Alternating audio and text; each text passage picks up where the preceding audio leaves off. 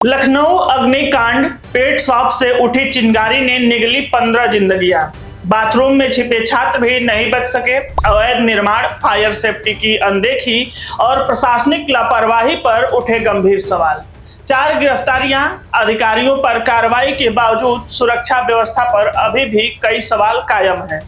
नमस्कार, मैं विजय तिवारी, आप देख रहे हैं न्यूज़वीन। उत्तर प्रदेश की राजधानी लखनऊ के अलीगंज सेक्टर डी स्थित एक व्यवसायिक इमारत में सोमवार को लगी भीषण आग ने 15 लोगों की जान ले ली। इस दर्दनाक हादसे ने न केवल कई परिवारों की अपूरणीय क्षति पहुंचाई, बल्कि शहरों में अवैध निर्माण, अग्नि सुरक्षा मानकों की अनदेखी और प्रशासनिक लापरवाही को भी कटघरे में खड़ा कर दिया है। प्रारंभिक जांच के अनुसार आग बेसमेंट और निचली मंजिल पर संचालित पेट शॉप एवं क्लिनिक से शुरू हुई। कुछ ही मिनटों में जहरीला धुआं पूरी इमारत में फैल गया, जिससे ऊपर संचालित कोचिंग सेंटर और 3D एनिमेशन संस्थान में मौजूद छात्र अंदर ही फंस गए। प्रत्यक्षदर्शियों के अनुसार आग इतनी तेजी से फैली कि लोगों को बाहर निकलने का मौका तक नहीं मिला। धुएं से बचने के लिए कई छात्र बाथरूम में जाकर छिप गए, लेकिन वहां भी उनकी जान नहीं बच सकी। वहीं एक छात्र ने जान बचाने के लिए पहली मंजिल से छलांग लगा दी, जिससे वह गंभीर रूप से घायल हो गया। दमकल की कई गाड़ियों ने करीब 1 घंटे की कड़ी मशक्कत के बाद आग पर काबू पाया, लेकिन तब तक 15 लोगों की मौत हो चुकी थी। मृतकों में अधिकांश छात्र बताए जा रहे हैं। प्रारंभिक जांच में आशंका जताई गई कि बेसमेंट में लगे एयर कंडीशनर में शॉर्ट सर्किट के कारण आग लगी। हालांकि वास्तविक कारणों की पुष्टि फॉरेंसिक जांच रिपोर्ट आने के बाद ही होगी। जांच में सबसे गंभीर तथ्य सामने आया कि इमारत में अग्निशमन यंत्र, फायर अलार्म, धुआं निकालने की व्यवस्था, आपातकालीन निकास और वैकल्पिक बचाव मार्ग जैसी बुनियादी सुरक्षा सुविधाएं उपलब्ध नहीं थी। FIR में भी गंभीर खामियों का उल्लेख किया गया है। जांच के दौरान यह भी सामने आया कि जिन भवन में हादसा हुआ वह मूल रूप से आवासीय उपयोग के लिए स्वीकृत था, लेकिन समय के साथ उसका व्यावसायिक उपयोग शुरू कर दिया गया। सरकारी अभिलेखों के अनुसार वर्ष 2016 में इस भवन को अनाधिकृत निर्माण मानते हुए ध्वस्त करने का आदेश जारी किया गया था, जिसके बाद में निरस्त कर दिया गया। अब यह निर्णय प्रशासनिक जवाबदेही और निगरानी व्यवस्था पर गंभीर सवाल खड़े कर रहे हैं। घटना के बाद पुलिस ने भवन मालिकों और संचालकों सहित 6 लोगों के खिलाफ भारतीय न्याय संहिता की विभिन्न धाराओं में मुकदमा दर्ज किया है। 4 आरोपियों को गिरफ्तार किया जा चुका है, जबकि अन्य की तलाश जारी है और मामले की विस्तृत जांच जारी है। मुख्यमंत्री योगी आदित्यनाथ के निर्देशन पर संबंधित विभागों के 4 अधिकारियों को तत्काल प्रभाव से निलंबित कर दिया गया। राज्य सरकार ने स्पष्ट किया है कि जांच में दोषी पाए जाने वाले किसी भी व्यक्ति को बख्शा नहीं जाएगा।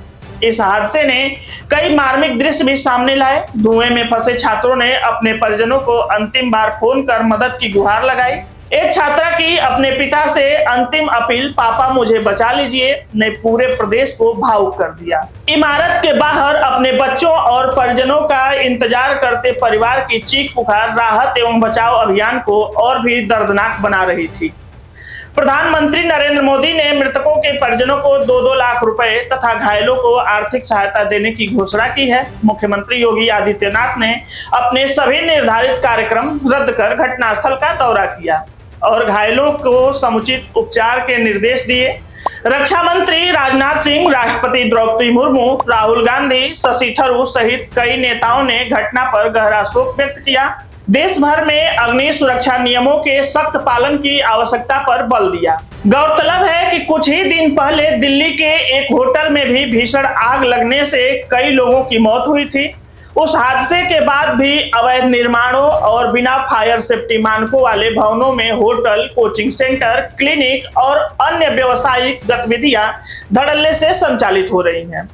ऐसे में यह सवाल और गंभीर हो जाते हैं कि आखिर सुरक्षा नियमों की निगरानी करने वाली एजेंसियां समय रहते कार्रवाई क्यों नहीं कर पाती।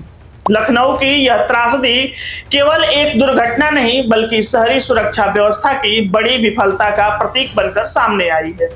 विशेषज्ञों का मानना है कि यदि भवन में अग्नि सुरक्षा के आवश्यक इंतजाम, नियम निरीक्षण और सुरक्षित निकास की व्यवस्था होती तो इतनी बड़ी जनहानि टाली जा सकती थी।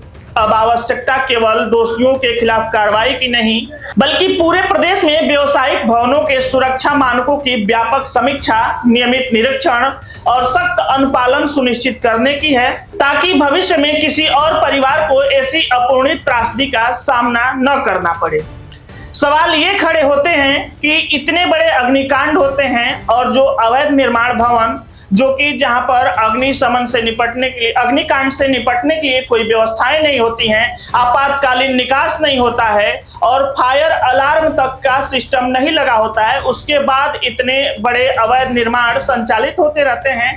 जिम्मेदार अधिकारी मौन रहते हैं और दुर्घटनाएं होने के बाद जिम्मेदारों की नजर खुलती है। सबसे बड़ा सवाल यह होता है कि कुछ की निलंबन की कार्रवाई होती है, कुछ लोगों पे मुकदमे लिख दिए जाते हैं, बस यहीं तक मामला ठंडे बस्ते में चला जाता है। लेकिन जो लोग अपनी जान गंवाते हैं, क्या उनकी क्षतिपूर्ति हो पाती है? पीड़ित परिवार को न्याय मिलता है? ये सब सवाल अभी भी खड़े रह जाते हैं। यह पूरी रिपोर्ट आप देख रहे हैं न्यूज़बिन पर। अगर रिपोर्ट आपको अच्छा लगे तो वीडियो को लाइक करें, शेयर करें, चैनल को सब्सक्राइब करें।